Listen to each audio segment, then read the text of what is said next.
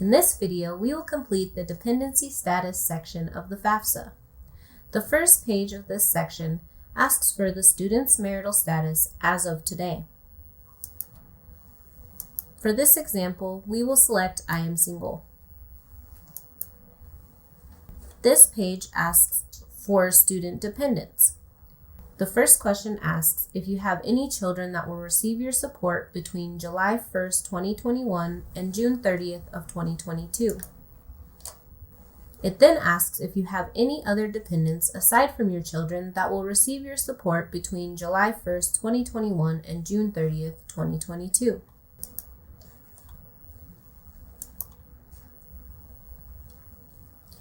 Here we will go over some additional questions to determine whether or not the FAFSA will need your parents' information.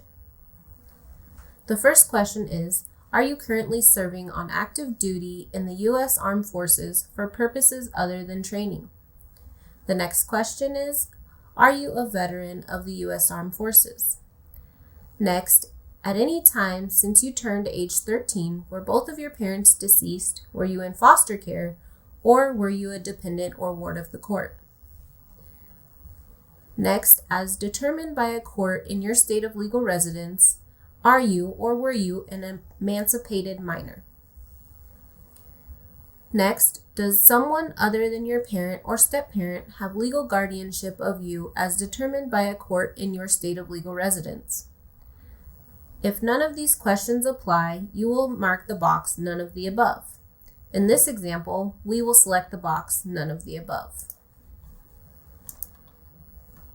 If none of the previous dependency questions were answered yes, this question will populate in the application. If you are already determined to be independent, you will not see this page. This page asks if you were homeless or were self-supporting and at risk of being homeless on or after July 1st, 2020. In this example, we will select yes. When a student marks that they are homeless or at risk of homelessness, they are required to show documentation of determination. This page asks for the person who may provide this documentation.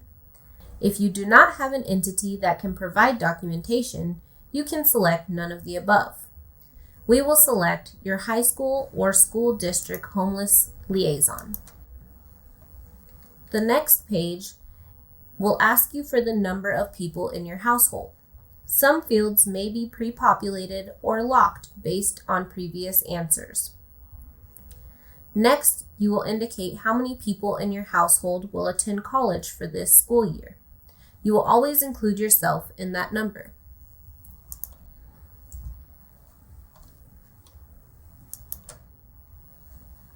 This page lets you know that based on your previous answers, you are considered an independent student. It will ask if you would like to answer questions about your parents, but you are not required to.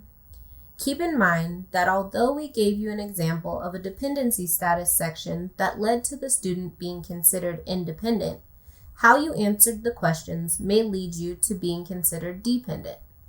If that is the case, the next section will be parent demographics and financials, and you can watch the parent demographics and financials video for assistance. If you are directed to the independent student page, your next section will be student financials.